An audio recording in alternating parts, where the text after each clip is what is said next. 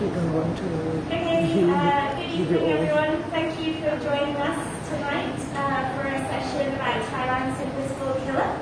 My name is Diane Archer. I'm a senior research fellow at Stockholm Environment Institute, which is a research institute looking at sustainable development issues, and our office is based at Junction University. So first I'd like to thank STA Junction for welcoming us tonight. They're a public venue focusing on every dimension of Southeast Asia, including environmental issues. So please feel free to stay afterwards to browse bookshelves, have some drinks and snacks, and a small donation is always welcome.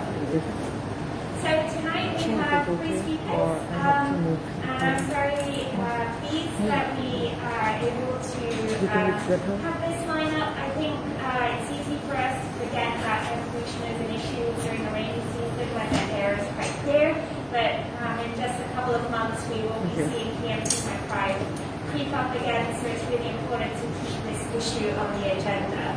So our first speaker today will be Dr. Dan Marks, who's an assistant professor of environmental politics and policy in the School of Law and Government of Dublin City University.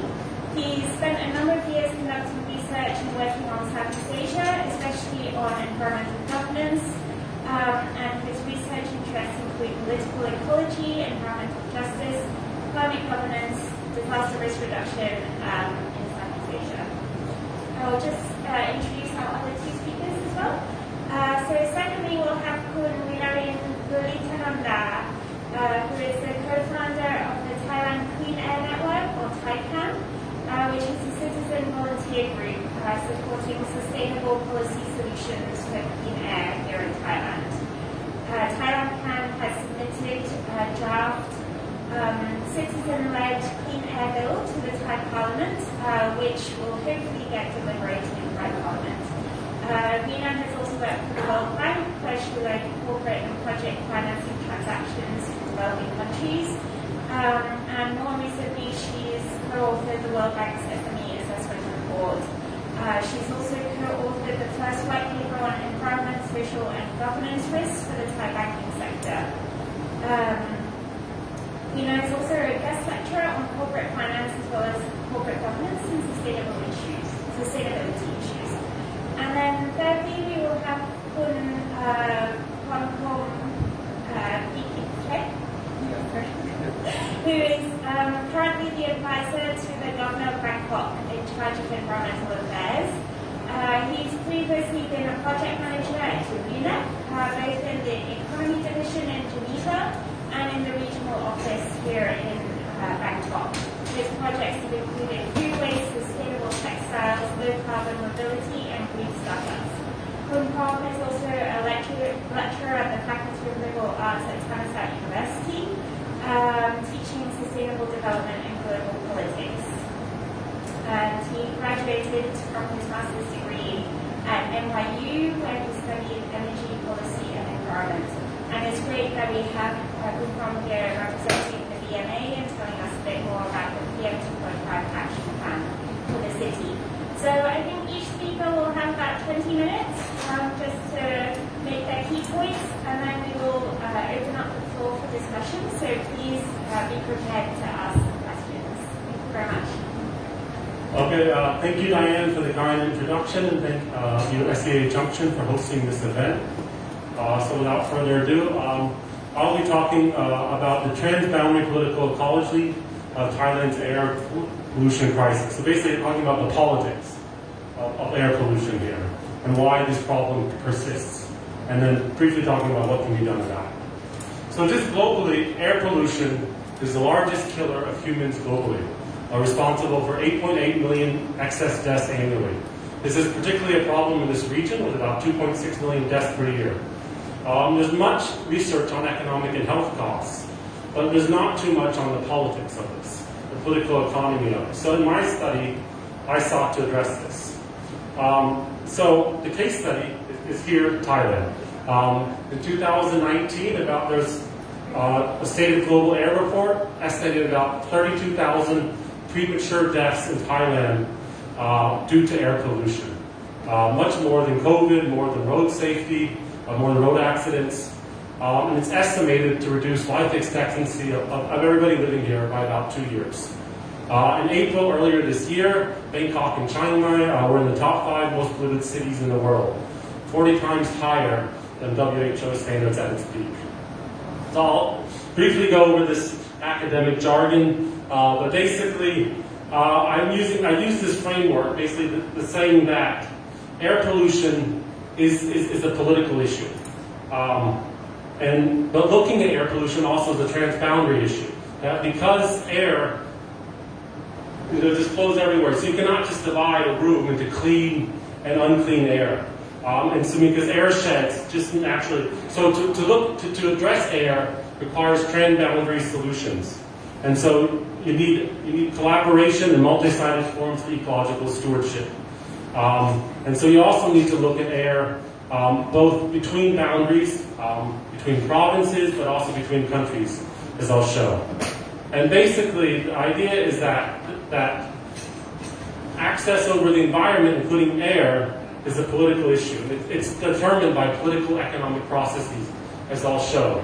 And it's also a lot about unequal power relations. And so basically also show how policy decisions and actions that happen far away affect other areas in terms of air. So for example, as I'll show, for example, the air in here is affected by actions in Chiang Mai, but also in actions in neighboring countries. And so there's a scalar politics of responsibility for that.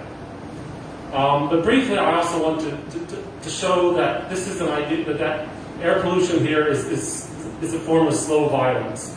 Rob Nixon wrote this great book called Slow Violence and Environmentalism of the Poor. And basically, what we show is that there's this temporal dimension of air pollution. As we talked about in the title, it's Thailand's largest invisible killer. This slow violence occurs gradually and out of sight in ways that are dispersed across time and space. And it's typically not viewed as violence at all. And as I'll show, this is perpetrated by business and political elites that marginalize already vulnerable sections of Thai society. And because it's a longitudinal, it's a long-term issues, this can shape entire lifespans and opportunities in terms of health conditions. For example, you think about lung cancer. So just briefly though, Thailand has one of the world's largest wealth gap, according to Credit Suisse and others. One study, for example, found that 1% in Thailand controlled 67% of the country's wealth. And as Chris Baker, Pasuk Pai Chip, argue in their book Unequal Thailand, these inequalities in wealth, the wealthiest families have unequal access to justice and political power. And this has created an oligarchy. And so I'll show how this oligarchy and how this unequal power affects air pollution in terms of winners and losers. So just briefly showing here, this is in 2020, but this just to compare air quality in Chiang Mai to Beijing, Delhi, and Tokyo. I mean, Delhi is worse, but Chiang Mai is just as bad, if not worse than Beijing, and certainly much worse than Tokyo, just to give a comparison. So the research I'm going to present using this framework was based on interviews I conducted at the end of 2020 with scientists, government officials, NGO activists, and business group leaders. This was done because of COVID. It was done remotely via Zoom, or had a research assistant conduct interviews on my behalf. I talked to Weena recently, and not a lot has changed since then, unfortunately. I mean, I will talk briefly at the end about a few updates. But so now I will go over the 3 primary sources of air pollution: transport, industry, and agriculture. And I'll analyze each one briefly. So here in Bangkok, the primary source of PM2.5 comes directly from vehicles in the metropolitan region. Studies range in terms of how much, from 44 to 73%. It depends on where you are in Bangkok and the time of the year. But this is the biggest one. Here you can just see, in terms of vehicular emissions, where they are. This is certainly in Isan, but also particularly in Bangkok. So why are there so many emissions in Bangkok? Why are emissions so high? So the first reason is just the sheer number of cars. I mean, this also is related to traffic, obviously, but as here you can see in Thailand, in the last 20 years, cars have doubled. But in Bangkok, it's risen by 250%. And the more cars, the more vehicular emissions. And so there's a number of reasons. I'll just briefly go over them, why there's so many cars. One is there's too much cheap or free parking. Every time you build a new condo, shopping mall, you're going to have more parking. And land use plans have never regulated the number of parking space. Instead, there's this old law called the Building Control Act, which, contrary to many countries, actually stipulates a minimum number of parking spots instead of a maximum. And they provide cheap or free parking. Many people also park along the side of the road, disrupt traffic sometimes, and they rarely get punished. Here, for example, you can see this is just a study. I mean, it's 10 years old. I don't think it's changed much. It shows the amount of parking, and then Bangkok is has some of the most amount of parking spaces in all of Asia. Second, the social and cultural values. Cars are culturally prestigious and status symbols. As one interview said to me, most Thais in their 20s have the goal of buying a new car. It is a step of life. Most don't think about the environmental impact, they just think about convenience. And a study, for example, also found that even those living along the BTS line, they still prefer to commute by car because of almost the status symbol of it. Third is not enough people take the bus. And this would be the obvious solution, is to persuade drivers to move to the bus. Compared to mass rail and boats, buses have higher flexibility, lower production costs, and operational costs. You could better connect Bangkok's suburbanites to the inner city. But instead, bus ridership has been hemorrhaging, dropping from 4 million in 1992 to 1.2 million per day in 2019. And many passengers are unhappy. I won't go into too much, because this is a quite complicated issue, but just briefly, there's a number of problems with the bus systems. I mean, I think as many of you have seen, many of the buses here are over 30 years old. BMTA, I mean, they are buying new buses, but still, a lot of them are very old. They're also outdated, frequently break down, but also the bus routes are very outdated. They're not interconnected, for example, with the BTS or MTR, MRT. And also, they don't meet the needs. And there's very few bus lanes, for example. And the police also give low priority to the bus as well. So basically, these are a number of reasons why people don't take the bus. It's also seen as something that's, low class, unfortunately. Limited mass rail. So Bangkokians support mass rail because they don't have to share the roads. As a senior TR official concurred, there's no other policy to get people out of their car. But there's still low ridership. It's less than the bus overall. Maybe now it might be a bit more, but still, it's very low. I mean, especially you can see compared to the number of cars. While it's expanding, there's still a number of pockets in terms of where the mass roll.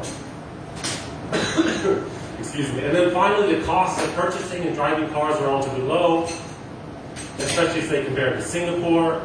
Excise taxes are quite low, and there's no congestion pricing either for driving, unlike Singapore and London. And then the second reason, so first I said there's a lot of cars, the number has been expanding. But the second is the high level of emissions emitted from the existing fleet of vehicles. So the number of cars with low fuel efficiency is a lot. They've doubled from 2017 to 19. There's a lot of diesel fuel vehicles.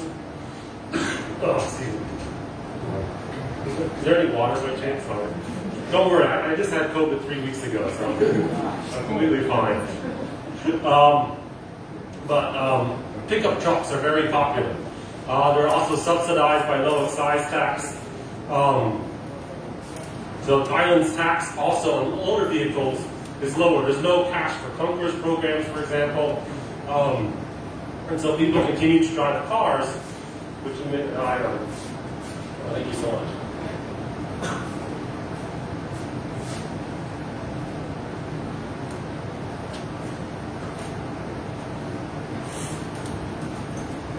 Also, Thailand's behind in terms of its Euro standards, which demand higher fuel efficiency, but also lower pollutant outputs.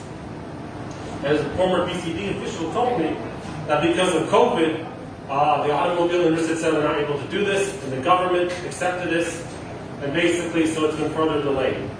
And here you can just see in this chart, compared to other countries, but also Hong Kong, Singapore, Korea, Thailand's behind in terms of euros. And then finally, in terms of EVs, Thailand is a very fledgling EV market. Only 4,000 EVs were sold in 2021. There's still limited charging infrastructure and few incentives. The plan is to have 1 million by 2025 in 4 years. That seems a bit ambitious.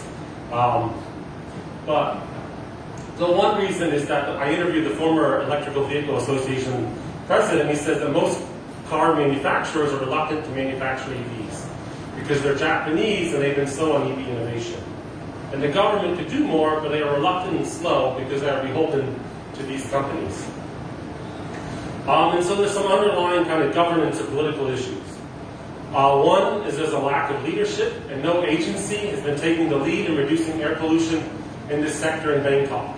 And so, for example, one of my interviews found that there was diesel truck pollution, these real out of black suit, way beyond the permitted levels. So she calls the police. They said it's not our responsibility. She calls VMA. This is not our responsibility. Talk to DLT, Department of Land and Transport, and everyone basically just keeps on tossing the hot potato around. They all operate in a silo, so there's no one taking leadership, particularly on vehicular transport in terms of pollution. And also, there's a frequent change of leadership. This has hindered policy implementation, for example, procurement of low-emission buses. And so that's also. And then also something like congestion pricing might seem politically unpopular, and so that can also cause issues. But the point I want to conclude on, though, is highly unequal in this sector in terms of vehicular emissions. Those most responsible are the middle upper class. They are the majority of car owners, and they rarely take public transport. They commute longer distance, and they have been against bus lanes or congestion pricing, but also Japanese auto companies have been against raising Euro standards. And the poor, in contrast, have a much smaller pollutant footprint. They either take the bus or they ride motorbikes, but they bear the abrupt effects.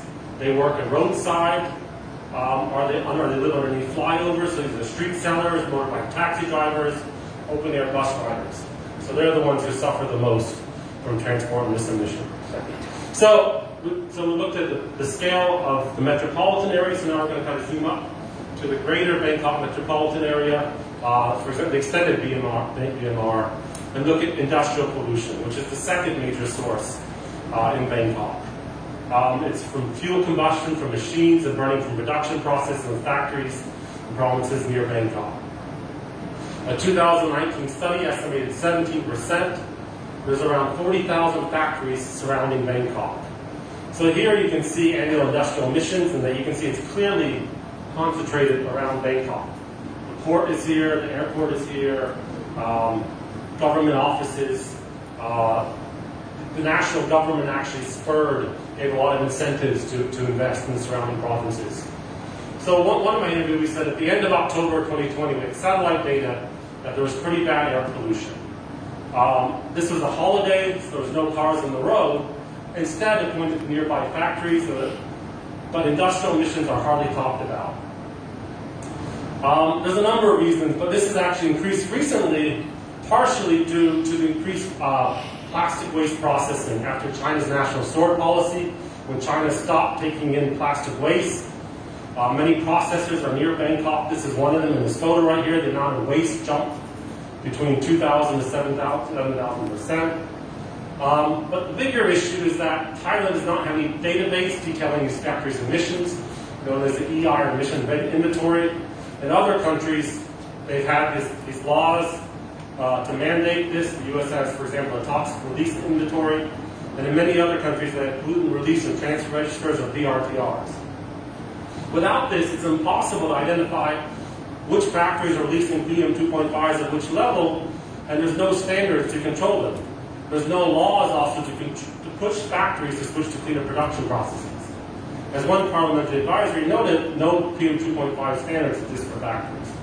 And in 2019, actually, the government weakened environmental regulations in terms of factories, so that small companies, which make up 40%, they're not going to be monitored for air pollution. So the laws, according to NGOs I interviewed, just increase air pollution designed to satisfy business groups. Also in 2018, the EEC committee issued new guidelines that makes it easier to convert agricultural land to industry, including power plants, which can emit pollutants, air pollutants. And local communities were not consulted about establishing industrial parks. There's weak oversight. PCD has weak, they don't have a lot of oversight, for example, in terms of factories. Only the Department of Industrial Works has the mandate to find factories, but their promotion is based on increasing industrial development. That's their mandate. And so the government doesn't provide enough incentives or subsidies for factories to switch to cleaner production methods. Once again, there's widespread inequities. Those who profit the most are factory owners and shareholders, and they often don't live near or work nearby or work in factories.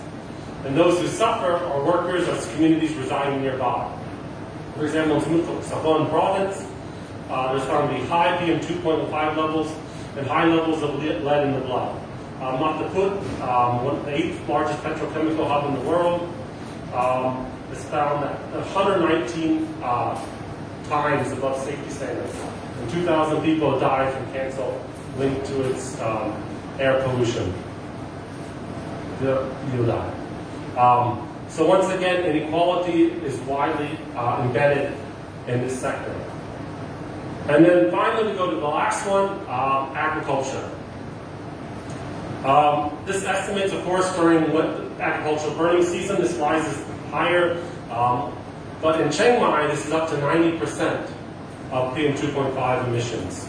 And as I'll talk about, this is agricultural emissions from both within Thailand, but also Thailand's neighbors. So here you can see from just within Thailand, this is agricultural emissions, forest fire emissions, and total biomass burning. And so you can see it's the worst in the north, but it's also in the center as well, and in the northeast to a lesser degree. So we'll start from within Thailand. Sugarcane is one that particularly affects here in Bangkok. It remains one of Thailand's largest crops, provides 1.5 million jobs and about $6 billion per year. Thailand ranks secondly only behind Brazil in terms of sugar exports. And it's been supported by the government. There's a quota system and distribution system. There's a law actually regulating sugarcane, and often subsidizes these major companies. Production is concentrated in the central region. Here you can see, it's particularly in the center, but also in the northeast, sugar mills. So, according to a study by the Time Clean Air Network, burning accounts for 60 to 67%. I think that's gone down a little bit. There's been some success in reducing burning in the north. But there's still a major issue in terms of burning. And farmers do this to reduce the amount of leafy extraneous materials, such as stop dogs. And the main reason they do is because there's labor shortages and they have manual harvesting practices. And mechanized harvesting, which is much cleaner, is only 10%. There's a harvesting machine, but I think it's around 500,000 baht. And as one officer told me, the machine's very expensive. Most farmers are poor, they won't use it. But also, a lot of farmers are locked into contract farming schemes, which means they actually have to deliver the sugar on a certain time. So they feel pressure to do so, and so it's quicker to burn it. And because of these different reasons, that even when there's a ban, farmers circumvent it and still burn their fields at night. In North Thailand, maize is the major issue, corn. There's tariffs placed on foreign companies. So this means that it's dominated by, an imported corn. So that means most of the corn is domestic now, and it's dominated by 3 companies, CP, Petroco, and Cargill. And most of the production shifted to the north. And this is particularly driven by the animal feed boom. And because of increased meat consumption, particularly in China and Vietnam. And so agribusiness have encouraged contract farming. CP bought 80% of maize production in An province, but they burn copious amounts of waste. And similar to sugarcane, farmers have debated bans when satellite surveillance passed by. But the third crop is also rice. Rice farmers routinely burn rice stubble in order to prepare the fields for the next round. And all farmers state that burning is attractive because it's cheaper and requires less labor and time.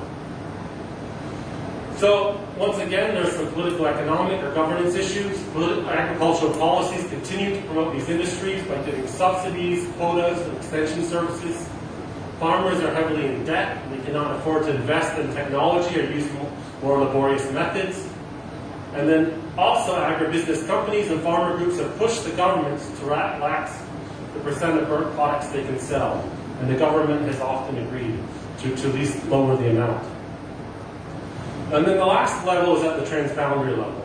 In Bangkok, likely a small portion comes from Cambodia. In Chiang Mai and nearby cities, much higher emissions originate from Myanmar and Laos.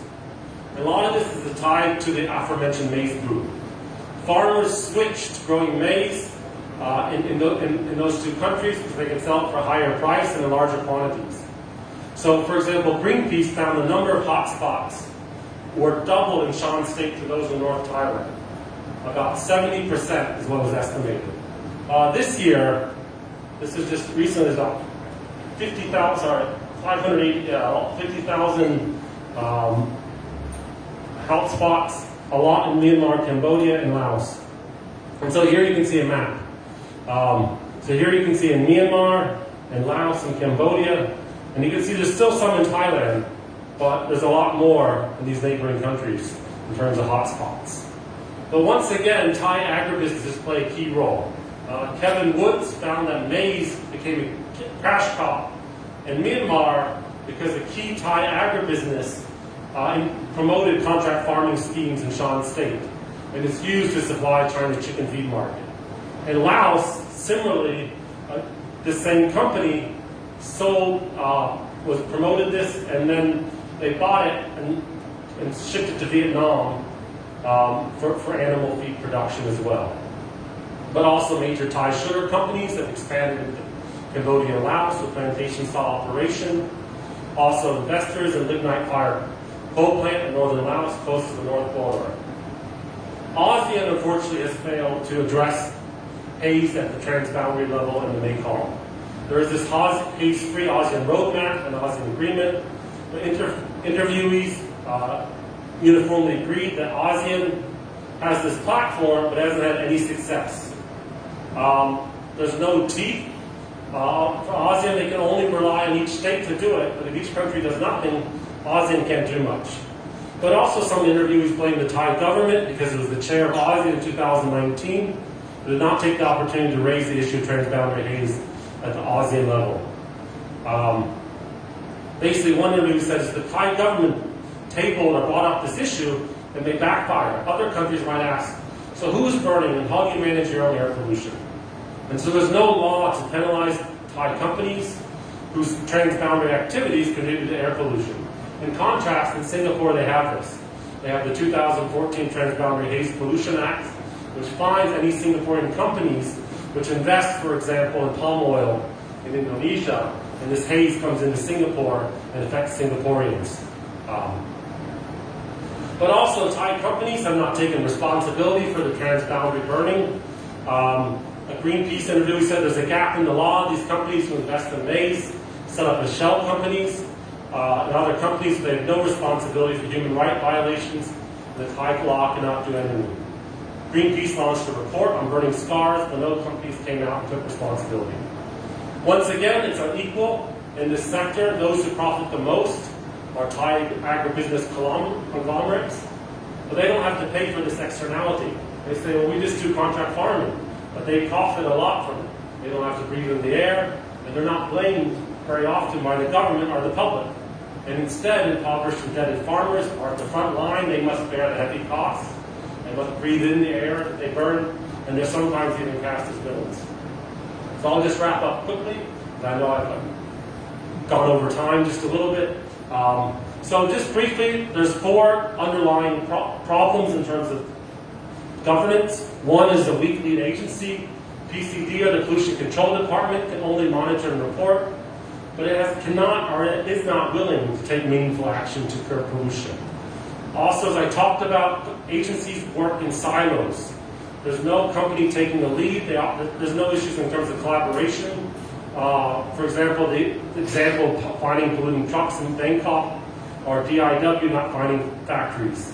And often one excuse or narrative says that Thailand's a poor country and we always need to develop our economy. But often it's just used to protect vested interests. And then finally, there's still limited public awareness. This is improving, fortunately, but still, this has eased pressure on the government in the past. So I think Rena will talk more about legislation, the Thai Clean Air Act. I think we also talked about the one by the Thai Chamber of Commerce. A little bit, okay. So basically, legislation is the way forward. Thai Clean Air Act has tabled the last piece of legislation. She'll talk about this. Also, positively, a number of NGOs filed a suit against 3 public departments for air pollution, the National Environmental Board, Ministry of Environment, and Ministry of Industry. While it's unlikely to be successful, at least it exerts further pressure. One other possibility is public-private supply chain initiative. This is supported by Mark Zimmerman, who used to work for the World Health Organization.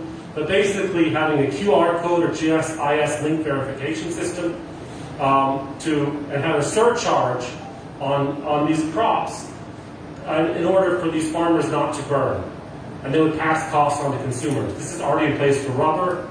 But you need pressure on these companies to make these changes.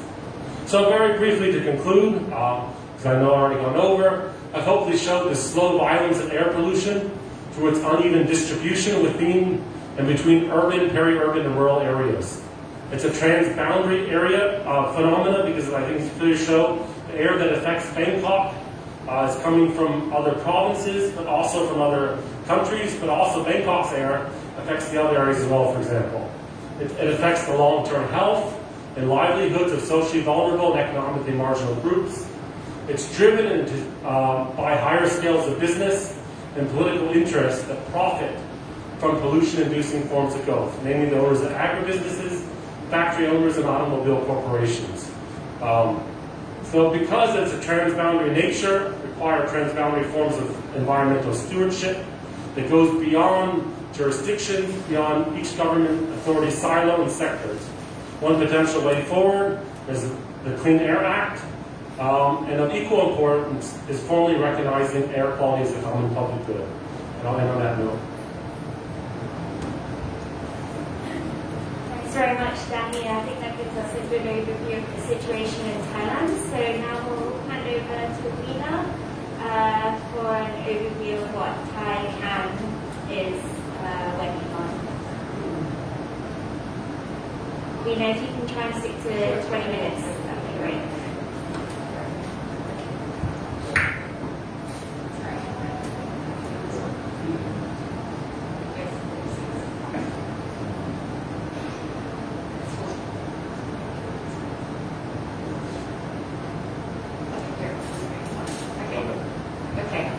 I'm a fast speaker, so I can make up time. Okay, so it's kind of talk about fighting to breathe, and I believe that together we can actually make air breathable again, because ultimately it's not about, there's no accidentally. No, it's a fundamental right of life itself to have clean air to breathe, right? Irregardless of who you are. Okay, I'll quickly walk through like what is air pollution, just give you a very quick sort of synopsis of what it is, why the situation, who we are, a little bit sort of what you're doing, and then how we're resolving this. Okay, just to go back a little bit, why is it so dangerous? Now, the International Agency for Research on Cancer classifies ambient outdoor air particulate matter as a group 1 human carcinogen.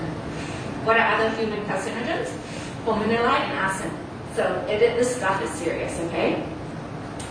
Visually, this is what Bangkok looks like on a really bad day and a clear day.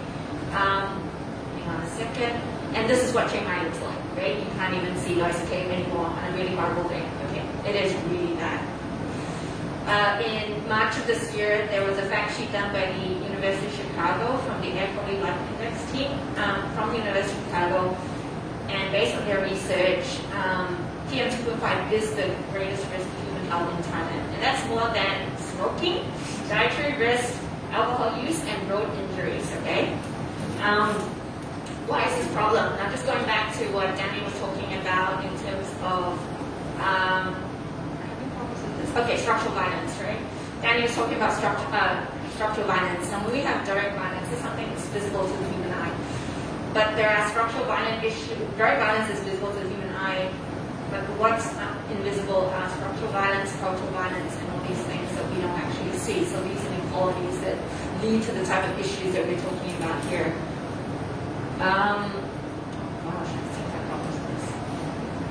Okay, so who are we? We're just a group of active citizen volunteers who, about 4 years ago, looked at how bad the situation here was in Bangkok. And we looked around and tried to see if anybody was doing anything that was sustainable long-term to resolve this problem, and honestly, didn't see anybody.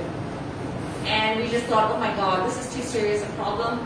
We looked around, we all came from different professional settings. We're academics, we're professionals in various fields. So we decided, let's get together and try and do something. Okay, so our focus is we're comprehensive. We have a very long-term focus. We are multidisciplinary by our very nature. We come from various institutions, various organizations, and we adopt a bottom-up design in the way we operate. We have public health experts, we've got legal experts, environmental law specifically, we have air pollution science experts, we've got economic experts, we've got mass communication experts, we've got designers, we've got a full host of different people within our group. The idea is really to bring the knowledge together because this issue is way too big, it's too multifaceted for just one discipline or a couple of disciplines, a hell of a lot more than that. So we've actually brought the knowledge together to basically find solutions and communicate it out there to the public and try and find tools for people to actually latch on or use. The ultimate goal is we believe that the right to breathe clean air is an innate right that we all need to have as human beings, and what we have as we were born. Okay, we have a whole host of strategic partners. These are just some of them. Just the logos to show you. There are a few others who prefer not to be named for various reasons, which is fine. How we operate. How do you actually ignite the right to breathe clean air? Nothing easy. A lot of you may know it took a long time for many countries to achieve this point. The US has gone through it, obviously the UK before that, and China has done a phenomenal job of achieving this. It starts from acknowledging the problem. You have to learn and understand what your issues are. Then you have an awareness of the issue. Only then will you want to exercise your right and push the legislative change.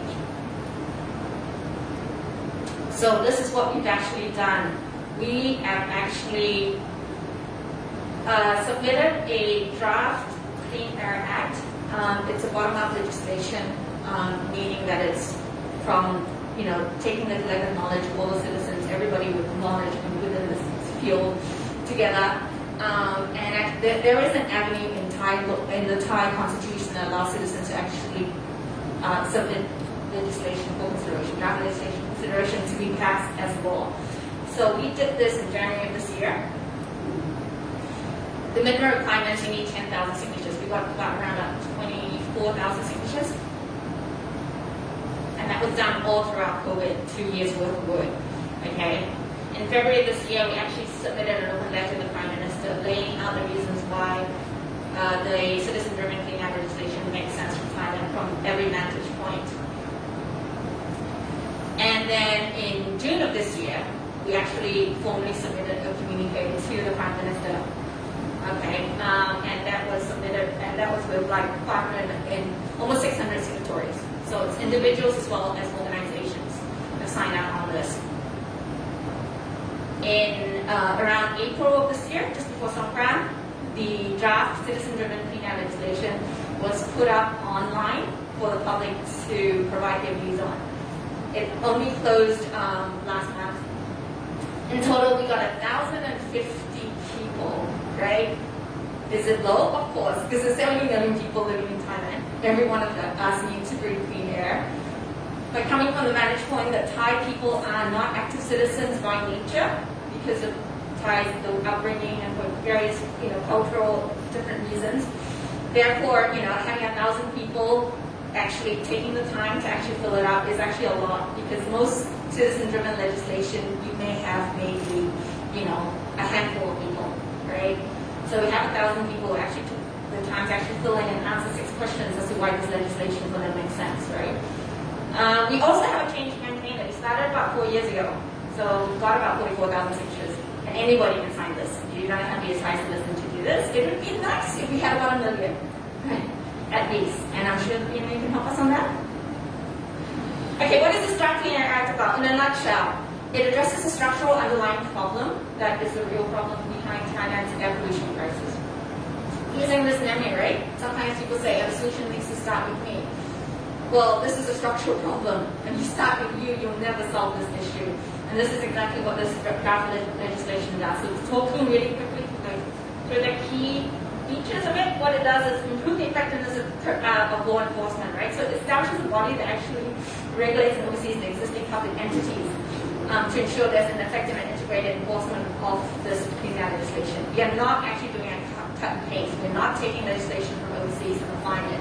We're actually looking at the current construct in Thailand and how different public bodies are set up and trying to basically embed the function of an environmental protection agency within the current construct, okay? And actually, we brought in decentralization and co-management, right? And this is at 3 levels: policy, regulation, and legal enforcement. Co-management is co-management between the government of the state and civil society, okay? This is a concept that does not exist in Thailand. This is a very innovative concept, and it is at all 3 levels, okay? Which is why when people say, okay, stop talking about the law because you're sick of it, because there's no enforcement. Well, you're part of the enforcement now, right? Okay, so it is extremely different from any other legislation you've ever seen. It accords the right to breathe clean air for every citizen in Thailand. Therefore, with it obligates the state to then guarantee, protect, and effect this right, which this does not have right now by law. And it brings 2 important concepts together, which is public health and the environment together. It prioritizes both of these issues because without a good environment, you can never have good health, right? And the UN has actually just endorsed that a few days ago. And then it also brings about information dissemination and the right to know. So it provides access to the public on this. So you actually have accurate and reliable and solid information. You actually have an avenue now to actually address your complaints and to deal with all the various air pollution violations that happen. And it enables affected parties to be able to seek equitable recourse for damages, which really does not exist in Thailand at the moment. So these are just some of the key points. There is a hell of a lot more, but I'll just walk through you quickly what we've done. So it is important to have a law, and the law by itself is not going to happen overnight. It's not going to happen when people don't understand it's important. So we did take a lot of pain to actually work with the media in order to create this awareness in Thailand as well as overseas. We worked with what we call political key opinion leaders, whether it's Ajahn Khattat, whether it is Sudara or Kun or Kun Pitha. We've actually done huge campaigns before here at the BACC a number of times. And we've also collaborated with Dr. David Ward. He is the UN Special Rapporteur on Human Rights and the Environment. We've translated this legislation into English with the help of SEI and another one of our collaborative partners. And Dr. David Ward has actually reviewed this entire legislation. And this, in his own words, he said he's wholeheartedly endorsed the innovative and rights-based approach taken in the Clean Air Act that we have drafted, right? And obviously, someone of his caliber would not do this unless he truly believes this is something that is worthy. We had stakeholder meetings, and that was part of the process to achieve what we have done and to draft this legislation.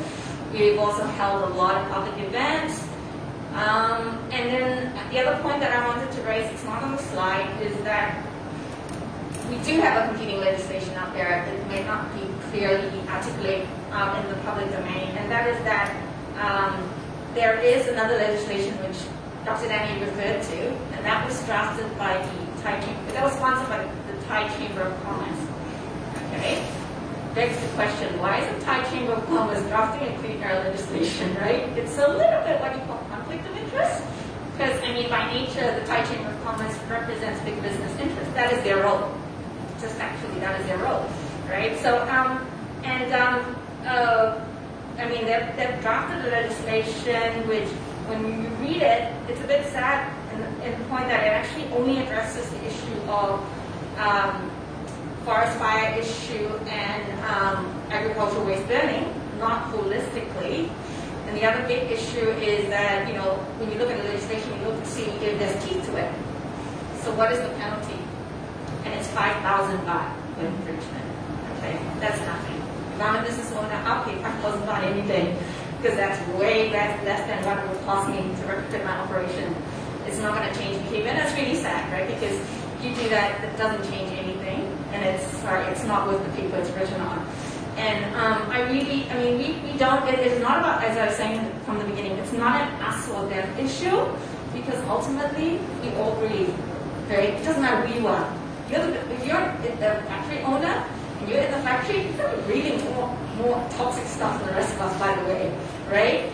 And so that's the thing we wanted to bring to bear. And the other thing that I have not emphasized on this legislation is that we really took great pains to ensure that the economic incentive structure is well set up, so that you are actually, as an economic actor, you are incentivized to do the right thing. So if you are a business owner and you have the desire to want to retrofit your operation, to green your operation, and it's not something that is, you know, it's a costly venture. We actually have a clean air fund embedded in this legislation, which is extremely important. And the funds is used to help subsidize those who want to green their operation, right? It's over there to help people who are affected, and they want to check, you know, for medical checkout, or those who need help in order to seek legislative help in order to sue people because they've been affected by this. So what this legislation does is it encompasses what is in environmental law, which is not a command and control, right? But it's building incentive structure so economic actors do what is needed to protect this public health, this public good, which is clean air that we all breathe. So just citing what Carl Sagan has said, anything else you're interested in is not going to happen. You cannot breathe the air or drink the water. Don't sit this one out. And at a slightly personal level, a friend of mine who passed away earlier this year, she was only in her late 40s. She is a world expert on bees. And her cause of death is directly linked to air pollution. She had only 1 year when she found out she was an advanced stage lung cancer patient. There are cases now in Chiang Mai. We have 14-year-olds who have abnormal growth in their lungs. Okay, this is an early tell sign of lung cancer. So it doesn't matter who you are. You could be in government, you could be a big business owner, whoever you are, right? When it is the future with the children who are now affected, and they are the future of this country. This is what we're talking about, people. So I just kind of want to end on that note. If anybody wants to follow what we're doing, this is our website. There's a QR code, and there is an email address that you can reach us. Thank you. Thanks very much, Rina. And I think now we will move on to the from the DMA, and I think it'll be great to hear what government has plans for air pollution in Bangkok.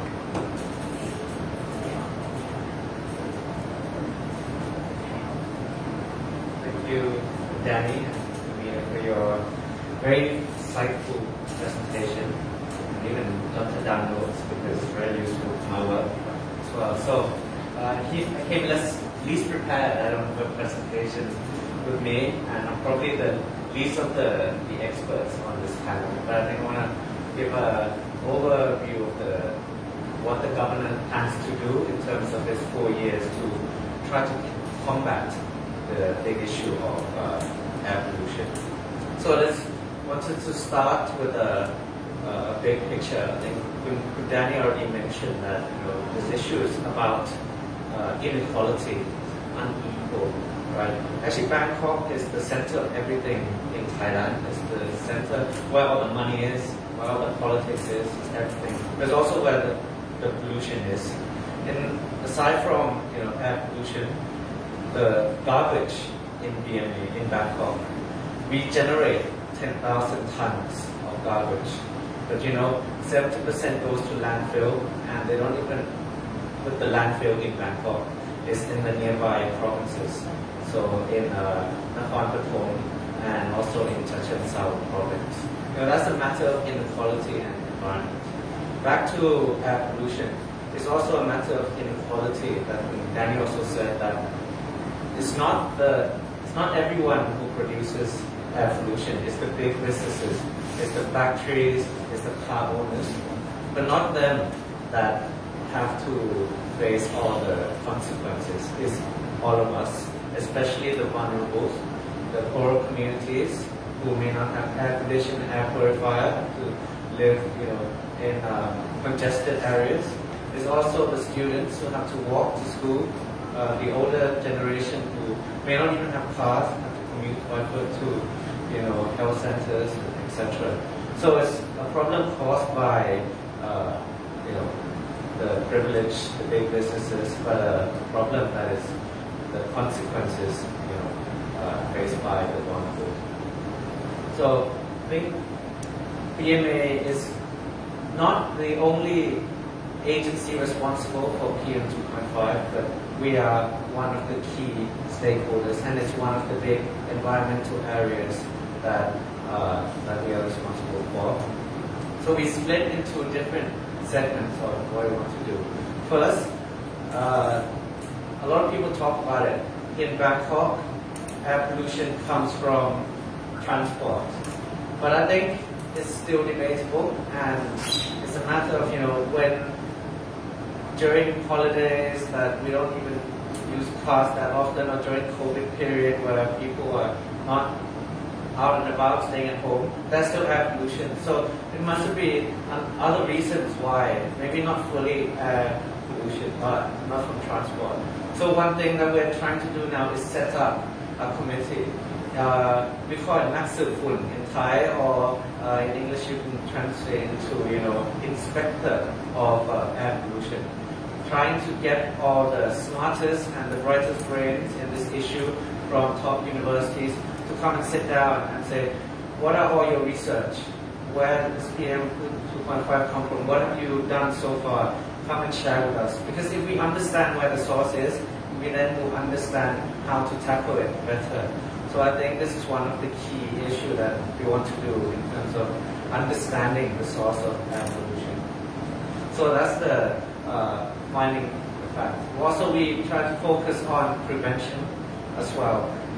Today the government says that you can take your mask off when you're out and about on the streets, but actually, if you're thinking in reverse, PM 2.5 air pollution point, you should be wearing masks outside, not inside. That's going to be the trend of the future as well. So we try to make sure that in long term, everyone who needs a mask will get a mask as well when all the COVID, everything is over, because we know that air pollution will not go away. And we already told our health departments to find make sure you have enough quota, etc., especially to the vulnerable communities. We also think about, in terms of prevention, is the awareness that we give to the population. So if you see on the digital billboard, we also work with a lot of the big group of companies to put our information up in terms of what is the quality at the moment, AQI, etc. And also we have our own application as well. So that's on the prevention side. We focus on tackling the issue at the source. I think in the past, we find the demon, right, which is the diesel truck coming from outer Bangkok and with black smoke, and then we go and punish them. So we set up counters and say if you do not pass the pollution test, we put a red cross. It's okay, it's effective, but you cannot go around doing that to everyone. It's unsustainable and it's not really that effective. So our thinking is, in reverse, that the trucks that come into Bangkok and cause pollution, they have to go somewhere, right? And we understand that they go to construction sites, all the different plants, etc. So we go to the source. We talk to the owner and say that you have to focus on emissions that come from transport as well, not from your construction. So at the moment they have to do all the environmental requirement checks, and they focus only on the construction. So they say you can put facade around it and there you go, you complete everything. But they never have to take into account the emissions that come from the trucks that deliver all the products for that construction. But now we're tying that to the permits as well. As of 1st of October, that will be put into play in terms of that the Department of Civil Engineers in the BMA will say if you're to pass all the permits, you have to take into account all the emissions as well as the transport part.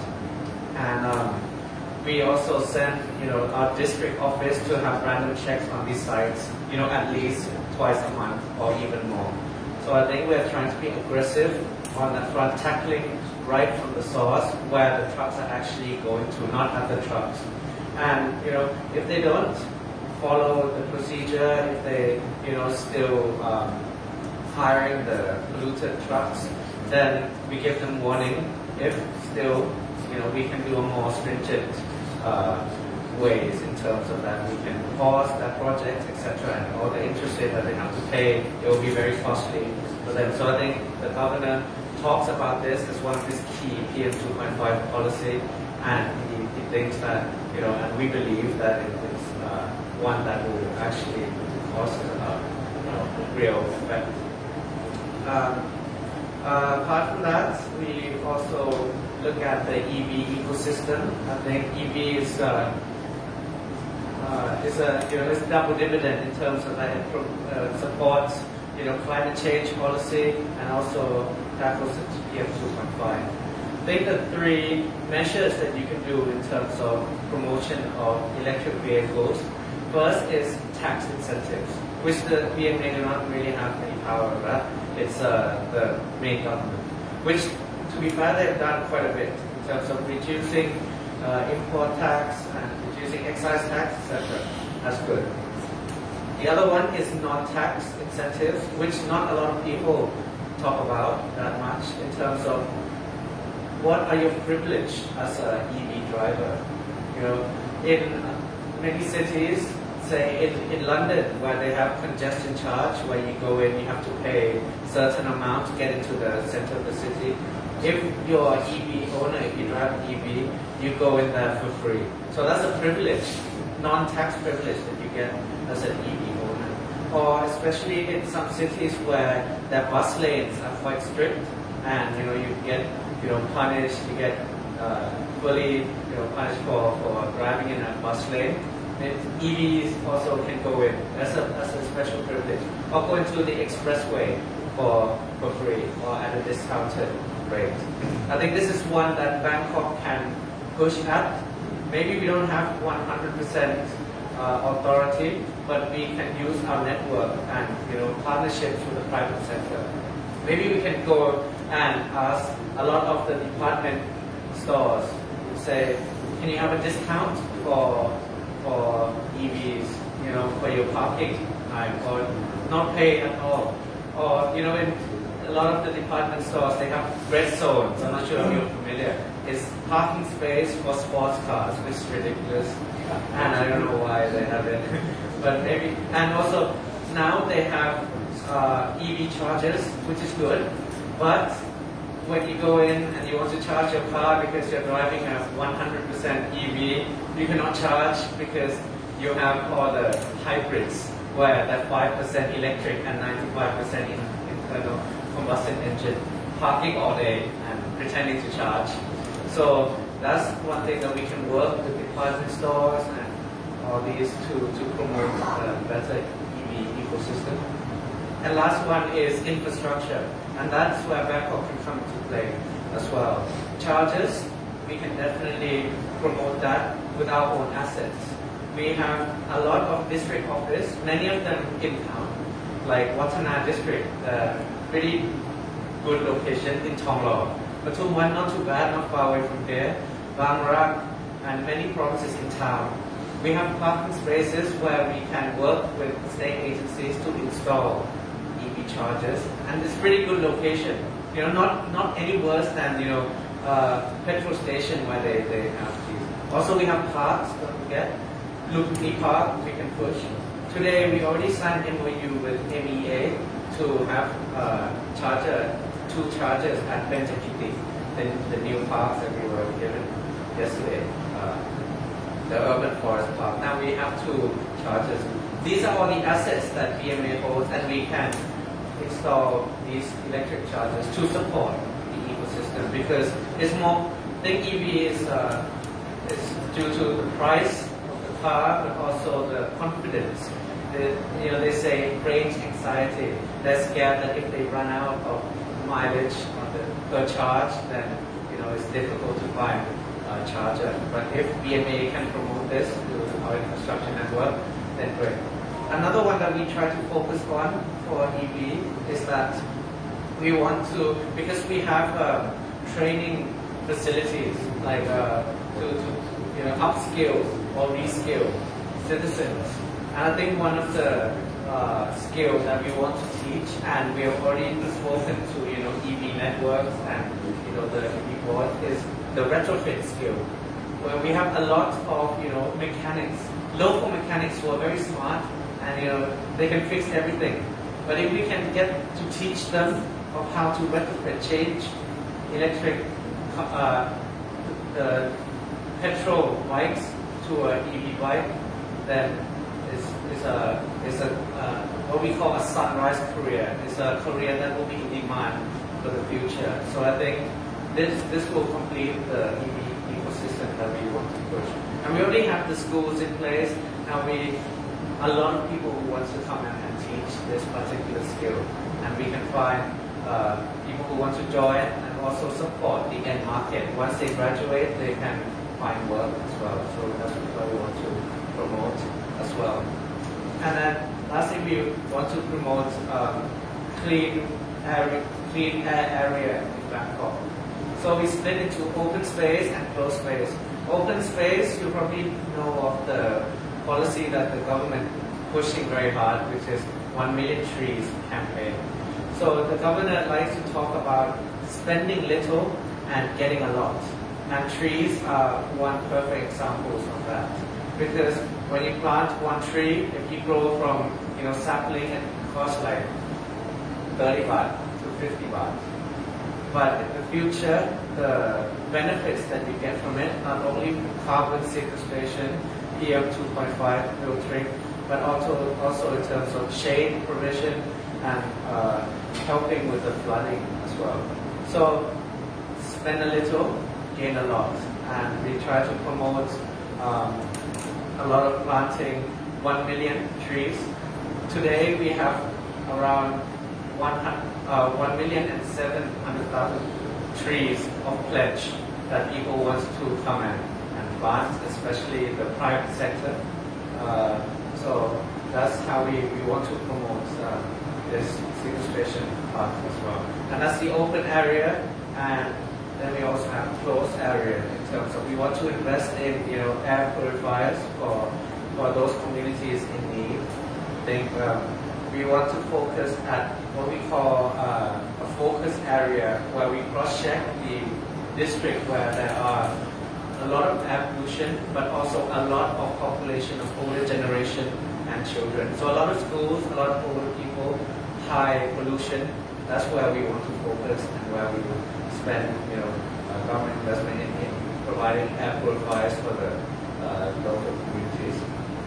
And lastly, we want to install more sensors. We understand the sensors may not be as precise as the big ones that we have in Bangkok. Currently, we have the 50 big machines of detecting PM 2.5, but low-cost sensor may be the way forward as well, and we can cross-check the information. We already have partnerships with many state agencies like NT company, National Telecom Company. They are installing 452 low-cost sensors in Bangkok, and we're linking our information system with them.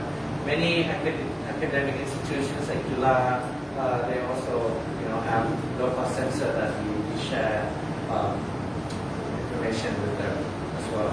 So I think low-cost sensor would be good to find information at real time as well.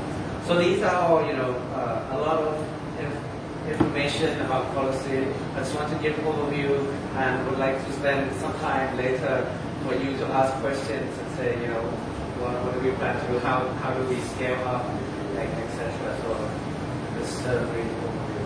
Thank you very much. Thank you very much, and I think that's very encouraging. And I know that on Governor Chan Chan's website there is a page in English where we can see a summary of all the policies. So that's very helpful as well for us. So thank you very much to all three of our panelists today. That's been a really enriching set of presentations. I certainly have a few questions, but I would like to start by opening up the floor to the audience. So if anyone would like to ask a question, yes.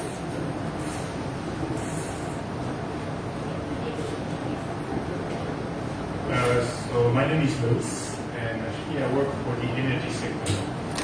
I may have two questions actually. The first one would be, what is the impact as well of the energy sector in the evolution that we have in Thailand? Either from the biggest plants, like electricity power plants, maybe coal, I would say, but also possibly like smaller plants, more like very small power producer on potentially biomass. Does it play an important role, and is it also a key driver for reducing the evolution in Thailand?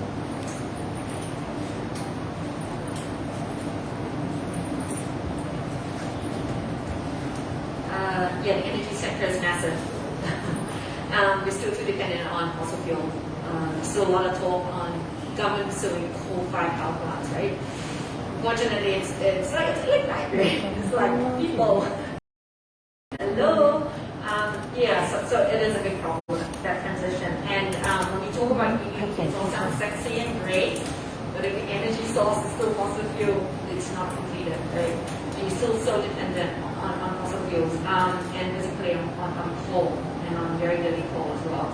So that is a problem, and that's an issue. I think that I've looked into issues of, like solar, which hello, we're quite next to the equator. It makes a lot of sense for Thailand. There's a lot of, and the government needs to really support it, right? It begs the question because people say that there is a lot of regulatory issues that prevents solar from really picking up in Thailand. And the question I've always had was, you look at the big players, it's not they're not investing in solar, they are, but they're doing it outside of Thailand.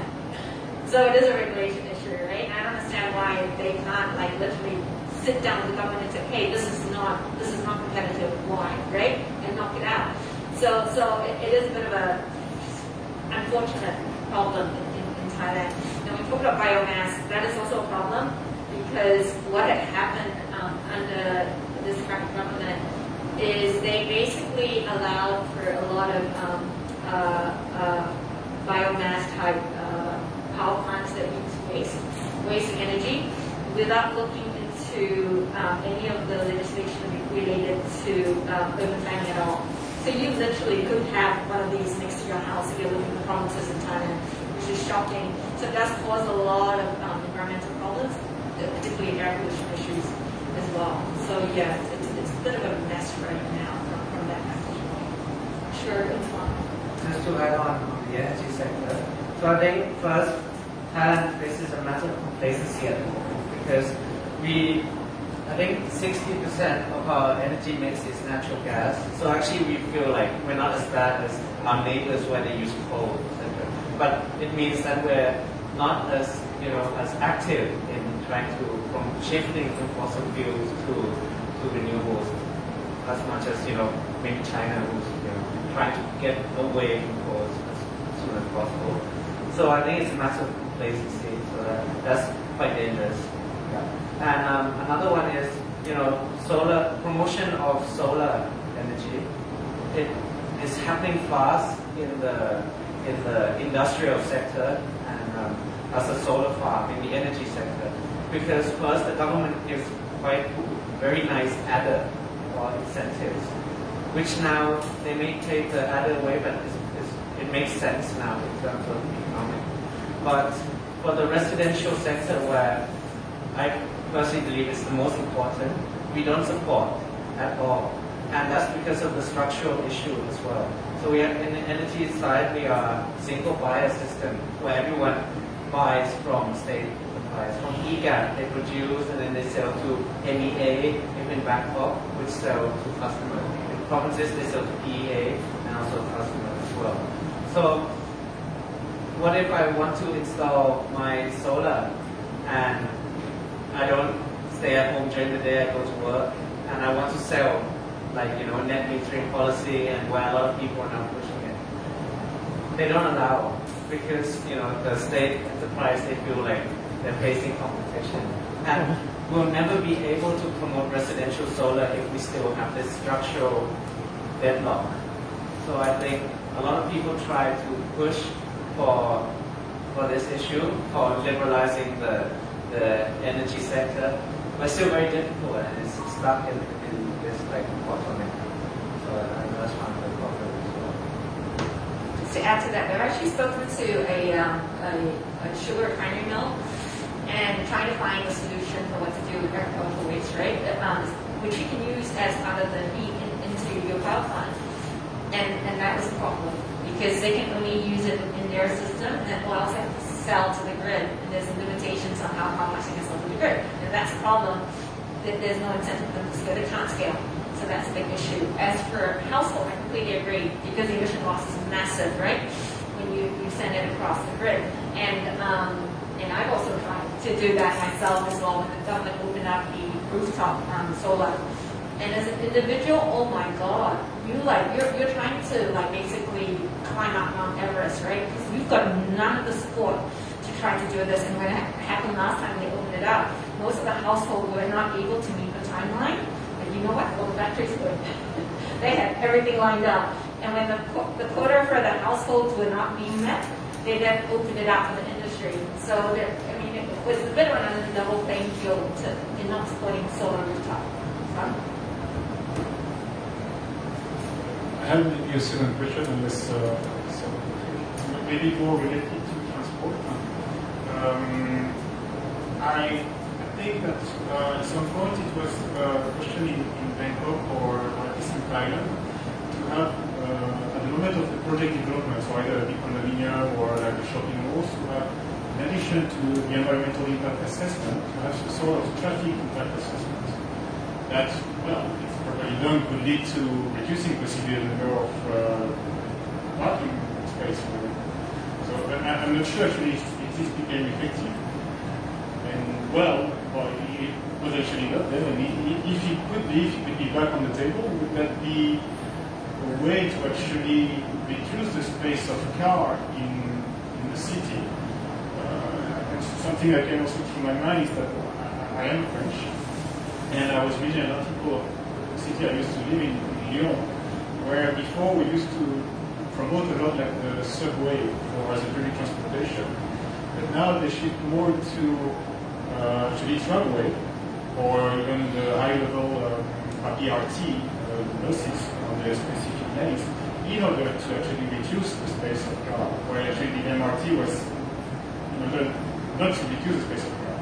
So do you think that in Bangkok, in Thailand overall, like there could be room for sort of a change of mentality with the space of car actually? So I think in Bangkok, one of the problems is the feeder system. So we have the main line BTS, Green Line, Blue Line, etc. But the first and last mile is still a problem. So how to get your home to the station, go to work, or from the station home. Yeah, so that's what we try to support. And for, let's say, bikes, when everyone say bike lanes, etc., we don't think about bikes from home to office or home to central town. We just want to connect from home to the nearest BTS station. That's where our mentality is and what we're trying to promote. Make sure that place of community to nearest station is very accessible, and also make sure we just have nice lots for the bicycle for people to make sure they feel safe when they leave their bikes during the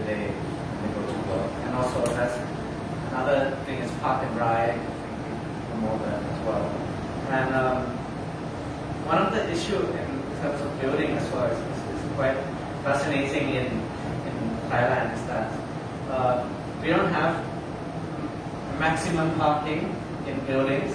We actually have minimum parking. So there's like some laws saying that you cannot have less than a certain amount of car parks, which is weird when you're building a condo right next to the BTS where your main customer may not even use cars, but the law is still like restrict you to have X amount of car parks. Quite interesting. And developers don't even want to do that. They want to use the car park area for commercial or more rooms. And so that's another issue with the regulations that are quite outdated. To add to that, the other point is they've done a comparison, and the costs of public transportation in Thailand is very expensive, right? On a per kilometer basis, and relative to minimum wages in Thailand, it's a real problem. And as Kapran was saying, it also doesn't take from A to B. So when BTS started, I was actually in an organization that first funded the BTS. So the problem was they knocked out on marketing, and so when they priced it, it did not make sense financially.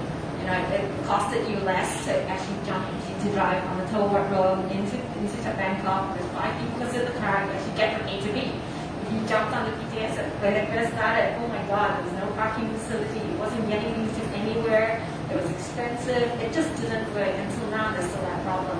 So, but one of my dreams, maybe Kupram could make it happen, was the way Bogota had developed. Everybody knows Bogota, right? And how it had so many environmental issues and crime issues, but making the city walkable, supporting the bike lanes, the public transportation system is a phenomenal case, right? It's a case, it's such a well-known case, and it's made Bogota become the model for how urban cities can be developed to the point where no governor can run for office without a clear policy in terms of public transportation, in terms of walkability, green space. And I think if we could get to that point, that would be really neat. And I wanted to add, there is a very important space in Bangkok. It's called Makassar. It's 700 Rai. It is the lung and the kidney of Bangkok. 200 Rai is water catchment area. Almost 500 Rai is green space. The trees there are 200 years old. And it is in a very dicey situation. Every single day there's risk those trees can be cut down. And this talk of it being taken over and becoming the biggest shopping mall in Southeast Asia. I don't know how many more shopping malls we need here in Bangkok. I think we're over retail. So that's a site that's important, and it's something that would be amazing if the BMA were to take it forward and do something. Thank you. Maybe the BMA could liaise with the SRT to try and find a solution. That would be excellent. I just want to add a couple quick points. So this, echoing what Lena said, I think a study showed that per average income, the BTS is the most expensive in the whole world in terms of fares.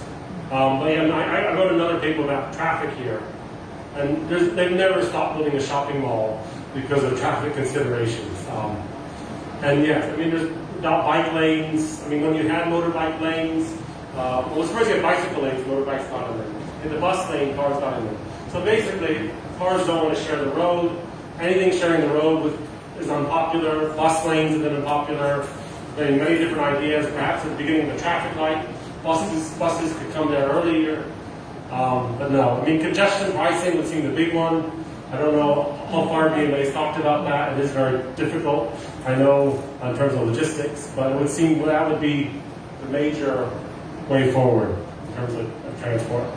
Another option would be a workplace parking levy, so make it very expensive to park at work, and either the employer bears the cost or the employer passes it on to employees.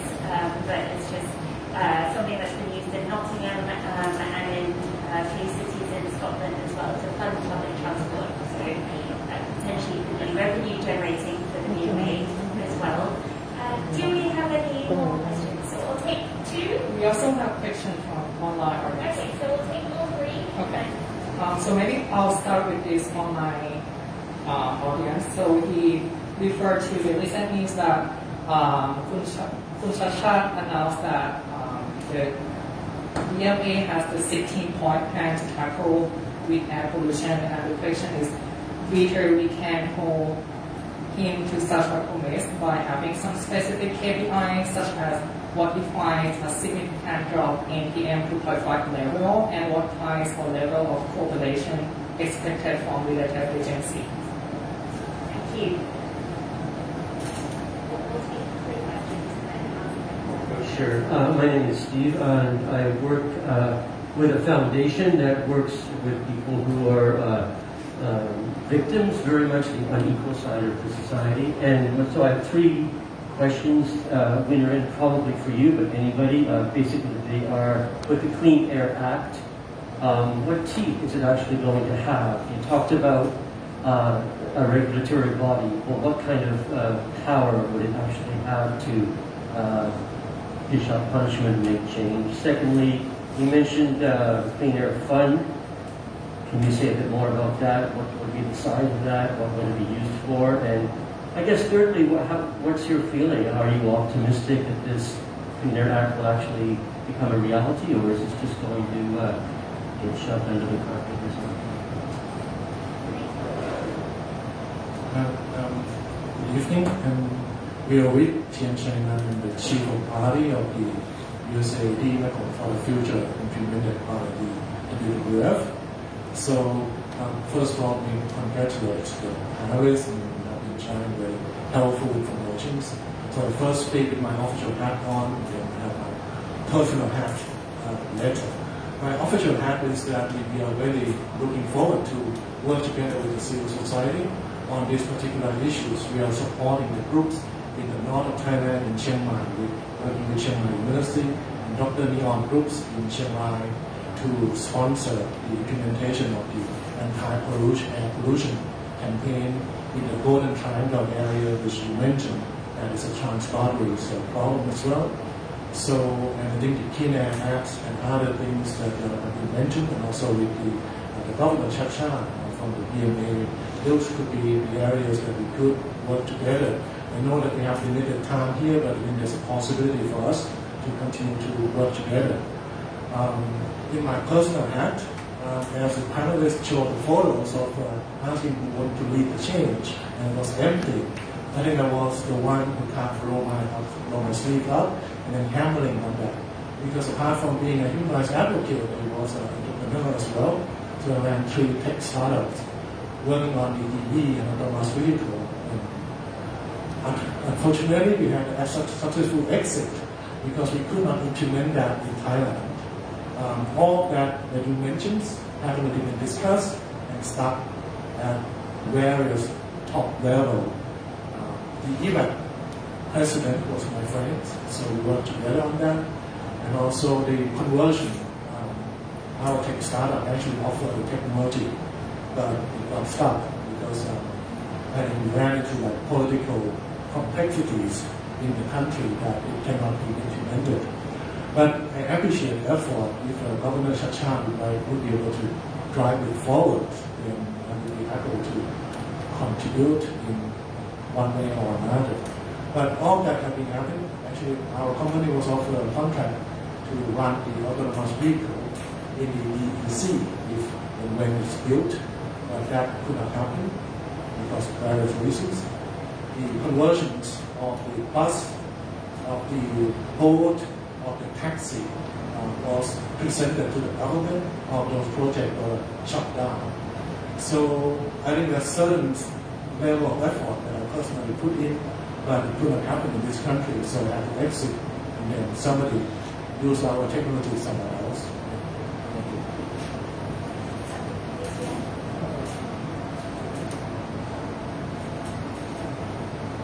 So, in terms of the KPI, if you're going to judge by the air quality, then I think the government just made a new policy to reduce the standard from 50 micrograms per cubic to 37.5. So it's all going to be red, right? But I think the government thinks that it's in terms of very optimistic about it. When we start in a very tough standard, we have more will to push forward. I think the 16 goals or action plans are all separated, but all the same thing. It works towards a better air and better environment, but they all have separate KPIs. So, I mean, you can track each of them and see, because it's a matter of quantity as well in some of the policies. So, if we say 100 low-cost sensor, you can track. And we can say we will tackle all the sources of pollution in terms of construction site and other things. Then we will have records of district officers approaching all the sites and having checks and ensuring that the diesel trucks that are not have problems, they disappear from the city. So that's a KPI that one can see. In terms of the EV ecosystem I talked about, I think you can count on increased charges if possible. The DMA also tried to start from ourselves as well. So that's already been an internal message around that any new cars that DMA procure will have to be electric vehicles. So that's also a thing that you can look to us and say, if there's a new car which is not, then you can hold us accountable. So 16 action plans, many different things, and they all have separate KPIs. So I think just give an overview here. Just to answer your question, 3 questions, right? Okay, so the first one, let me take a step back. Now, this Clean Air Act is actually a reform law by nature. Okay, so definitely has penalties, but it has penalties based on what already exists. The only penalty that this law actually clearly stipulates is related to trans-boundary issue, because that isn't covered anywhere else in Thailand. So, for example, if there's issue that there's fines related to anything you do that creates air pollution, you are bound by those terms, right? We haven't added it on, but we included incentive structure, as I was saying, through the Clean Air Fund. Clean Air Fund is going to be, what we've tabled is an additional levy on the, oh my God, sorry about this, it's an additional on the excise tax. So it's bringing in the polluter pay principle. Therefore, if you're bringing in any equipment that is not, that creates pollution, you'd be slapped with an additional add-on tax, right? So from a government perspective, it's actually bringing in additional revenue for the government that they don't actually have right now. This is the problem that we've been having with your government, because when you look at something, you either interpret the intent of the law or the letter of the law, the intent of the law, right? And they literally took a very literal letter of the law, and they said, oh, there's a fund, therefore this is considered a finance legislation. What does that mean? In Thailand, if you do anything that uses 1 satang of the government fund, it is a finance-related legislation which gives the right to the Prime Minister to decide unilaterally if he will decide, he or she, currently a he, will on-forward this to Parliament for deliberation or kill it. Okay, and this is where we're at right now, because the odds are very high that he will take a decision to say, oh, it's finance with the legislation, I have the right to take this decision, I will kill it. So we may not see the light of day. That doesn't mean we don't have hope. There's hope coming from different things. So, for example, just taking a step back, in 2018, when things were bad in Bangkok, PM2.5 data exists for over 10 years. But in their infinite wisdom, the government decided not to add it and included it in the air quality index. Therefore, Thais never heard about PM2.5, right? It's not even in our vocabulary. We were not aware of it. And that's a part that I find not okay, right? But what had happened when people realized something is seriously wrong? Kids are falling sick, people are falling sick, vulnerable people are falling sick. Thai people complain en masse through social media. And the effort that a lot of agencies have done before, specifically Greenpeace and others, to push the government to include PM2.5 in the air quality index, didn't go anywhere. They literally were hitting their head against the wall until the public complained. It took 9 months. Then suddenly, bang, PM2.5 is included. All these facilities, all these excuses went out the door. So there's hope from that.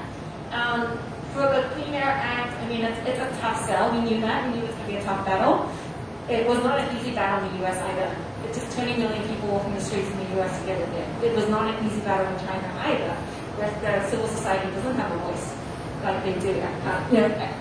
Public speech is not something that's strongly encouraged. At the end of the day, only if people understand their right to breathe clean air and are willing to fight for it, I think we have a shot. So that's where we find hope. Yeah. I just want to briefly respond to the last speaker. It's great that USAID is doing those, working on this air pollution on the regional scale. I think what you said kind of echoes a lot of things that I found. That this is often a regulation issue.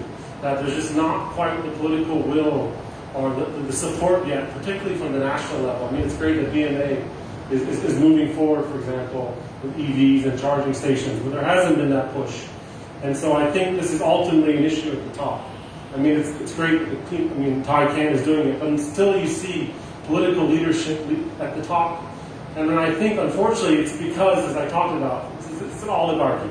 I mean, the companies that profit the most from polluting, they're quite close to the current government. So until you've seen a change at the top, or a change in the mindset at the top, it's going to be very difficult. So that's what I wanted to know. But it's great that, BMA, for example, is pushing on this, and there's a change there. Don't want to end it on a bad note. So I think what the BMA has done, which is really good, is really encourage citizen involvement and engagement in a lot of things. And I think that speaks a lot because that was a solution that really made people become active in China. You're not just complaining. You have an avenue to actually report violation, right, to the government agency, to the point where today, in the past, there's a lot of hanky-panky business happening, the local environmental agencies, closes line eye, they're taking money on the table, right? But today, what has happened in China is that you can report violations, you have the avenue to do it, data is transparent, and the KPI for the local environmental agency is how many complaints have been held for violations in your province, right? So it's not just awareness, but having the tool, and I think the fact that the BMA has started to do this, hopefully we'll have something bigger, where budgets are a lot more transparent, where we know where funds are going, where avenues where citizens can be engaged. I think that's where I find hope.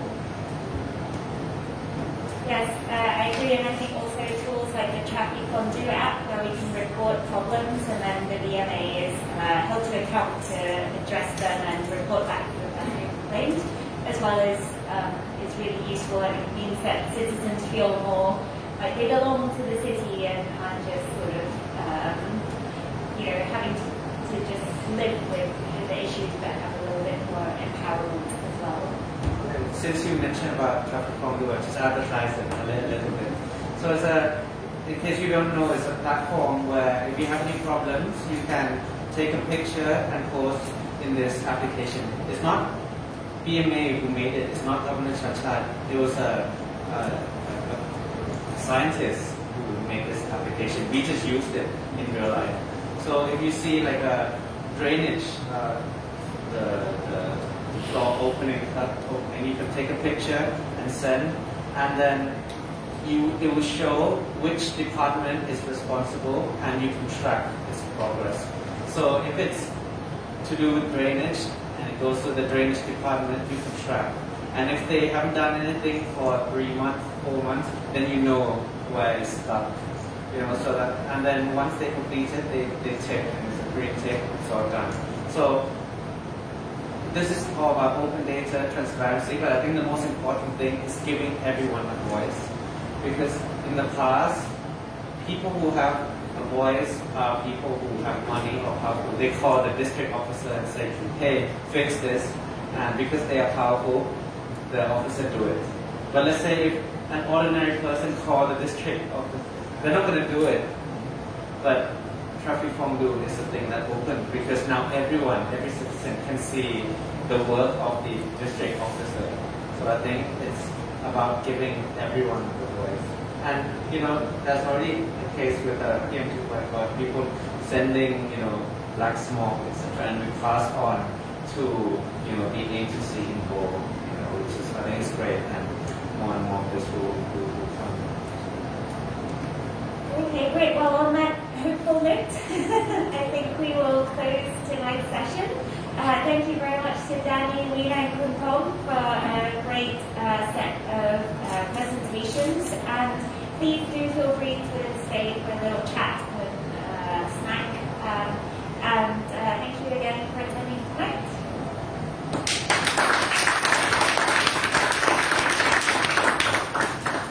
Thank you all. So once again, there are some snacks, drinks here. Please